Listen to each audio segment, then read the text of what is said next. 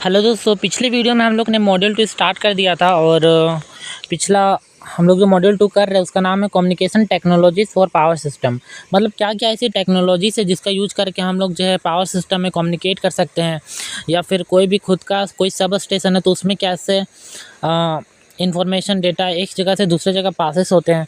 और पिछला वीडियो में हम लोग ने देखा था कि फाइबर ऑप्टिकल टेक्निक के जरिए हम लोग कैसे एक जगह से दूसरे जगह डेटा को एक जगह से दूसरे जगह सेंड करते हैं, ये हम लोग ने देखा था। तो आज की इस वीडियो में हम लोग 3 टॉपिक को कवर करने वाले हैं। पहला है when based fibre optical networks, IP based real time data transmission, और तीसरा टॉपिक है सब स्टेशन कम्युनिकेशन नेटवर्क। तो ये तीनों टॉपिक हम लोग देखेंगे आज। पहला टॉपिक है हमारा when based on fibre optical network. तो पिछला वीडियो हम लोग देखा था कि फाइबर ऑप्टिकल में हम सिंपली हम लोग एक तार लेते थे, उसमें मतलब केबल था हमारा, और बहुत सारे इसमें लेयर थे, 3-4 लेयर थे, ठीक है। तो हम लोग एक तार के थ्रू एक कम्युनिकेशन करते थे। लेकिन अब क्या होगा इसमें कि अब इसे वायरलेस टेक्नोलॉजी का हम लोग यूज कर रहे हैं, ठीक है। वेन जो कि हमारा होता है wide area network, Spain large geographical area मतलब इसका जो डिस्टेंस रहता है कनेक्शन करने का, डेटा को सेंड करने का एक जगह से दूसरे जगह, वो बहुत ज़्यादा रहता है। ऑफ्टन अ कंट्री, या तो कंट्री से कंट्री, एक कंट्री से दूसरे कंट्री में डेटा को भी भेज सकता है ये, या फिर कॉन्टिनेंट। सेकेंड लाइन देखते हैं, वेन कनेक्ट्स 2 और मोर लेंस। तो यहाँ पे हमारा लेन मतलब लोकल एरिया नेटवर्क, तो जो कि एक बिल्डिंग से दूसरे बिल्डिंग में कनेक्शन होता है, तो उसी का ये अपग्रेड वर्जन है वेन। तो ये 2 लेन को कनेक्ट करता है या उससे ज़्यादा लेन को भी कनेक्ट करता है।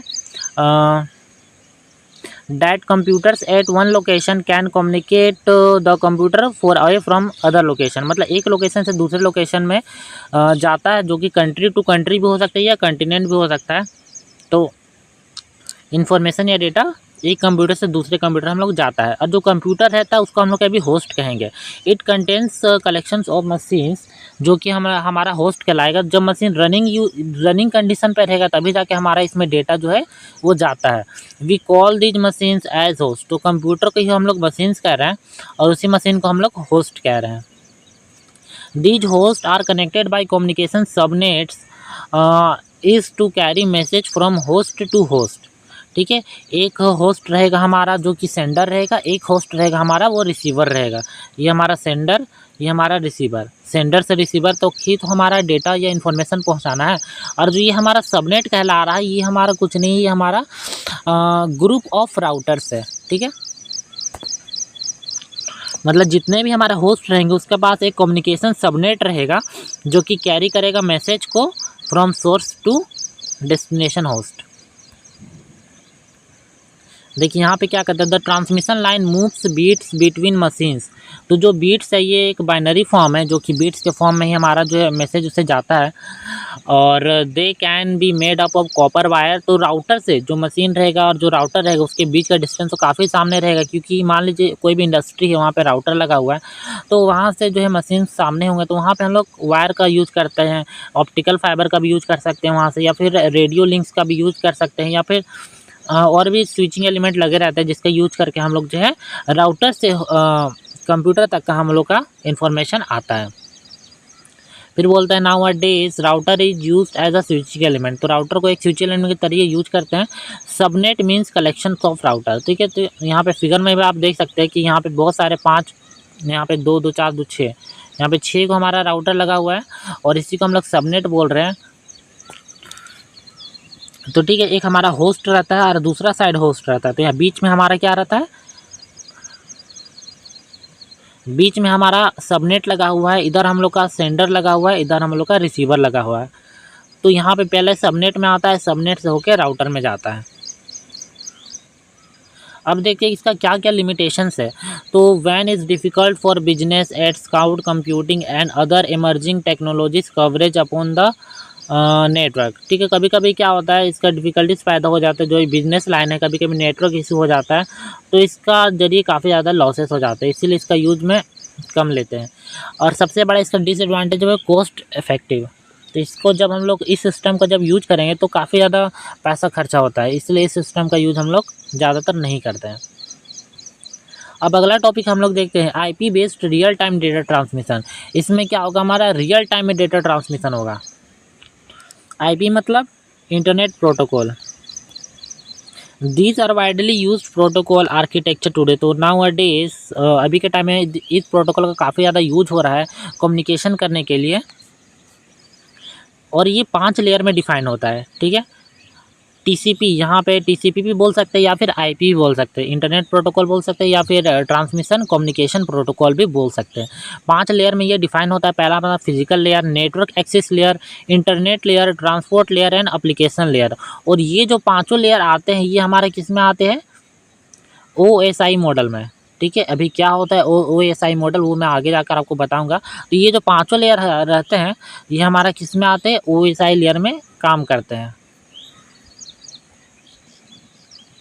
अब देखते हैं पहले फिजिकल लेयर हमारा क्या होता है। It deals with the electrical specification and mechanical specification of the interface of transmission media. तो जो भी मीडिया हमारा ट्रांसमिशन मीडिया होगा तो उसमें हमारा जो इलेक्ट्रिकल का जो स्पेसिफिकेशन होगा, जो भी क्वांटिटीज़ रहते हैं तो क्या क्या है, वोल्टेज करंट ये सब, और मैकेनिकल स्पेसिफिकेशन क्या है, तो वो सारे चीज़ का यहाँ पे आपको फिजिकल लेयर में देखने को मिलेगा। It also responsible for encoding data into signal, ठीक है। सिग्नल को इनकोडिंग करने में ये मदद करता है ताकि वो मीनिंगफुल इन्फॉर्मेशन दे और रिसीवर उसको समझ पाए। ये डेटा रेट को भी डिफाइन करता है और सिंक्रोनाइजेशन ऑफ बीट्स को भी ये बताता है। अब देखते हैं हम लोग का नेटवर्क लेयर क्या होता है। It is responsible for providing an error, यहाँ ट्री लिखा गया है लेकिन यहाँ फ्री होगा, ठीक है, FREE, free channel for internet layer. तो जो भी हमारा डेटा में जो एरर रहता है तो उसको वो क्या करता है, इसको ये डिटेक्ट करता है। डिटेक्ट करने के बाद इसको ये एरर फ्री बनाता है और फिर आगे जाके फर्दर ये भेजता है। Its function including like encapsulation में भी ये काम आता है। IP package coming from the internet layer, और जो भी डेटा रहेगा वो एक पैकेज के फॉर्म में आएगा, यहाँ से इसके ऊपर में जो था पैकेज के फॉर्म में आएगा, और फिर ये फर्दर फ्रेम के फॉर्म में सिंक्रोनाइजेशन हो जाता है। और ये क्या करता है, error detection and correction, error को डिटेक्ट करेगा उसके बाद उसको करेक्ट करेगा, लॉजिकल लिंक कंट्रोल बनाता है और शेड्यूलिंग एल्गोरिदम भी बनाता है। अब देखते हैं हमारे इंटरनेट लेयर में क्या होता है। The main responsibility of internet layer is routing packets from source to destination, ठीक है।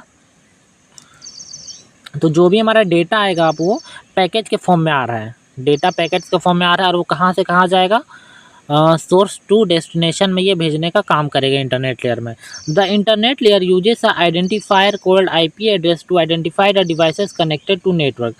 तो यहाँ पे हमारा एक IP एड्रेस लगा रहेगा, ठीक है, एक आइडेंटिफायर लगा रहेगा जो कि हमारा पता करेगा कि क्या कौन कौन से डिवाइसेस कनेक्ट है, कोई अदर डिवाइसेस तो नहीं आ गया इस नेटवर्क में, तो वो उसको आइडेंटिफाई करेगा। तो ये 2 वर्जन में आता है इंटरनेट लेयर। पहला होता है IP वर्जन 6 और IP वर्जन 4। IP वर्जन 6 चल रहा है।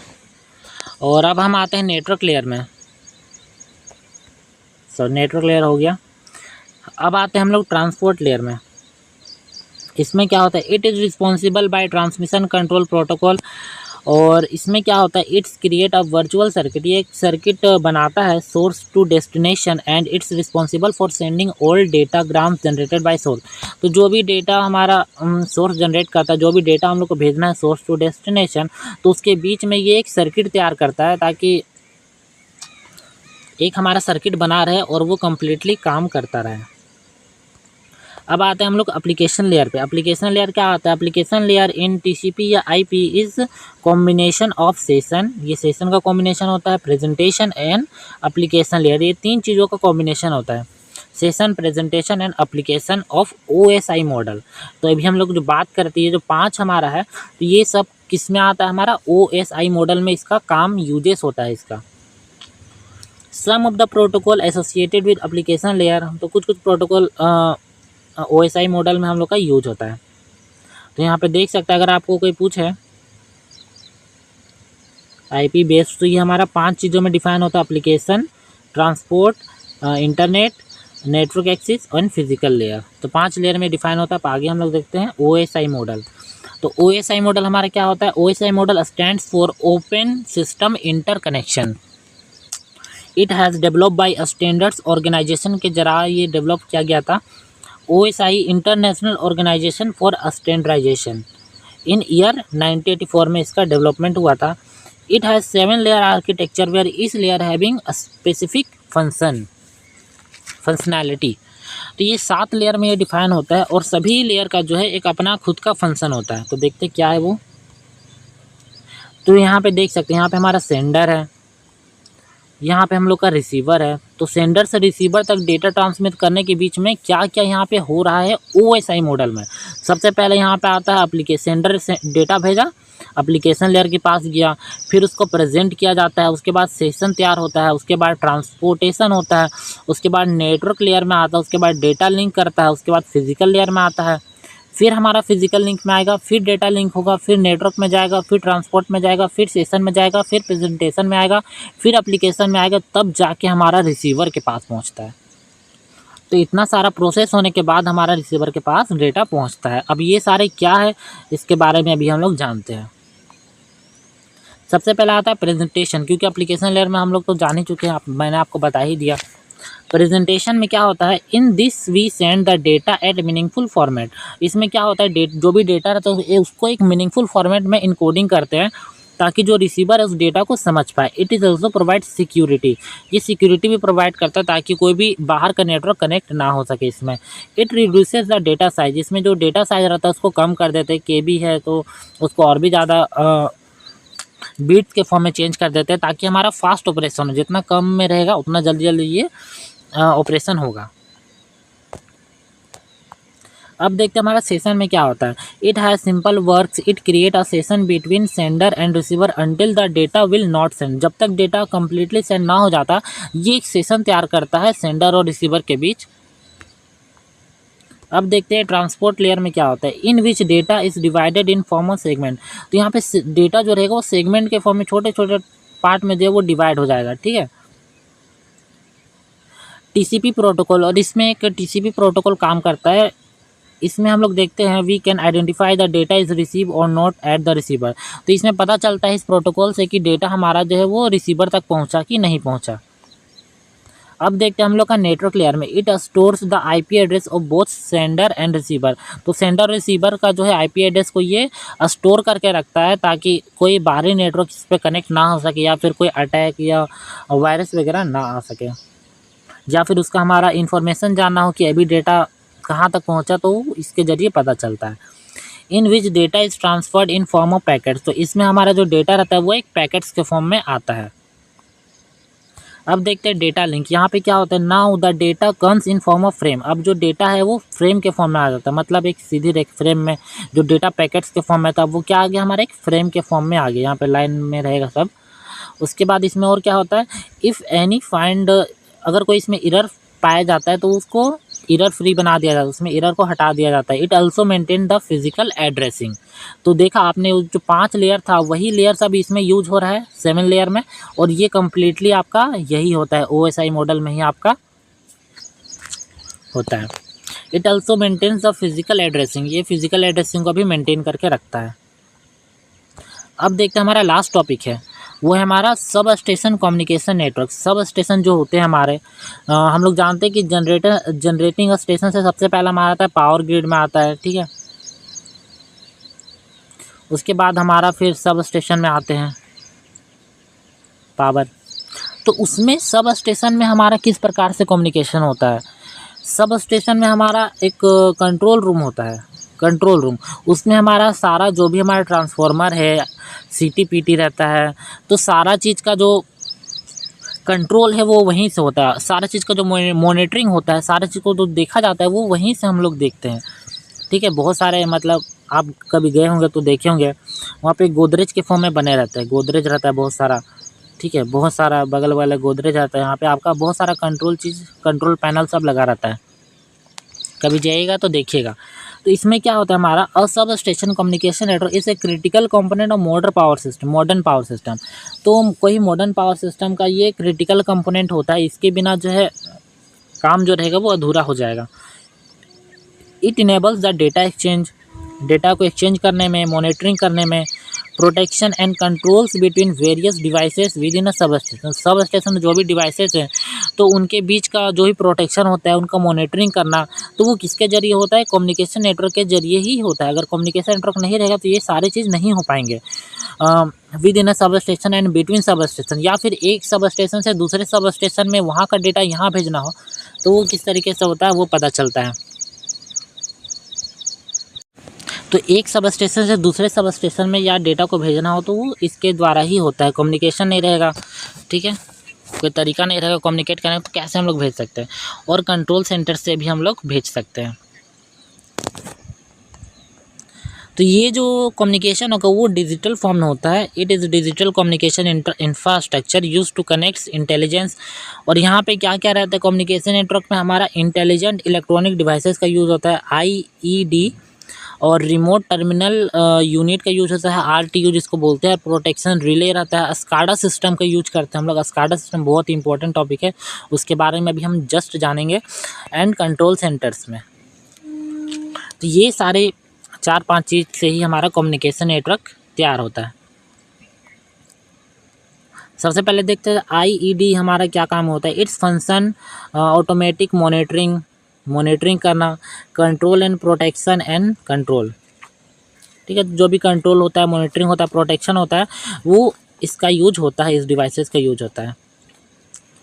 अब जानते हैं RTU क्या होता है। Its function interface between field devices and SCADA. तो मैंने आपको बताया कि जब आप सब स्टेशन जाएंगे तो वहाँ फील्ड में बहुत सारे 2-3 ट्रांसफार्मर लगे रहते हैं, आइसोलेटर लगे रहते हैं, CTPT लगे रहते हैं, तो उनके बीच का ये इंटरफेस पैदा करता है। मतलब वहाँ से कनेक्शंस और स्काडा सिस्टम जो कि हमारा कंट्रोल रूम में जिसका यूज होता है, अभी स्काडा सिस्टम हम जानेंगे, तो उनके बीच का ये इंटरफेस पैदा करता है। अब देखते हैं सबसे इम्पॉर्टेंट टॉपिक जो कि एग्जाम में भी पूछता है, स्काडा सिस्टम क्या होता है। तो स्काडा, पहले इसका फुल फॉर्म जान लेते हैं। Supervisory control and data acquisition system. तो इसका मतलब क्या हुआ? ये बेसिकली क्या है, एक सॉफ्टवेयर है, या इसको कह सकते हैं कंप्यूटर ग्राफिक्स है, जिसकी जो कि कंप्यूटर में इंस्टॉल रहता है। जो सब स्टेशन रहता है वहाँ के कंट्रोल सिस्टम में जो भी मॉनिटर रहते हैं, तो वहाँ पे हम लोग फील्ड में जो मशीन वर्क कर रहे हैं उसका स्थिति को जान सकते हैं मॉनिटर करके, ठीक है। वहाँ पे हम लोग मॉनिटर में वहाँ पे सारा चीज़ आपको रियल टाइम डेटा वहाँ पे आप लोगों को दिखता है, तो वो स्काडा सिस्टम के जरिए ही वो आपको दिखता है। तो it analyse the real time data, जो मैंने बोला वही, it analyse the real time data to keep, और ट्रैक कर सकते हैं हम लोग, कंट्रोल कर सकते हैं वहाँ से स्काडा सिस्टम से, जो कि कंप्यूटर मॉनिटरिंग होकर हमें पूरा दिखता है। In different types of industries में भी इसका यूज होता है। It stores the past information as well as, ये तो रियल टाइम डेटा को दिखाएगा ही दिखाएगा, एज वेल एज आपको ये, अगर आपको 5 साल का डेटा देखना होगा, 6 साल का डेटा होगा, प्रीवियस डेटा देखना होगा, तो आप इसके जरिए देख सकते हैं। कोई भी जो भी फील्ड मशीन होगी उसका डेटा देखना होगा, कहाँ पे फॉल्ट आया, तो ये सारी चीज़ आपका स्काडा सिस्टम के जरिए हो पाता है। SCADA system are used in automation industries, power grid, power substation and building and traffic signal. तो इन सब में भी आपका स्काडा सिस्टम का ही यूज होता है, क्योंकि ये बहुत ही रियल टाइम को डेटा, और ये बहुत ही फास्ट ऑपरेशन होता है, तो इसके लिए इसीलिए इसका यूज ज़्यादा करते हैं। तो आई होप दोस्तों आपको ये वीडियो अच्छा लगा होगा। वीडियो अच्छा लगा तो दोस्तों को भी शेयर कर देना, क्योंकि स्मार्ट ग्रिड चैप्टर आपको बहुत ज़्यादा लेक्चर नहीं मिलेंगे यूट्यूब पे। तो नेक्स्ट वीडियो में हम आगे का टॉपिक कवर करेंगे। तो फिलहाल इस वीडियो में इतना ही। Thanks for watching.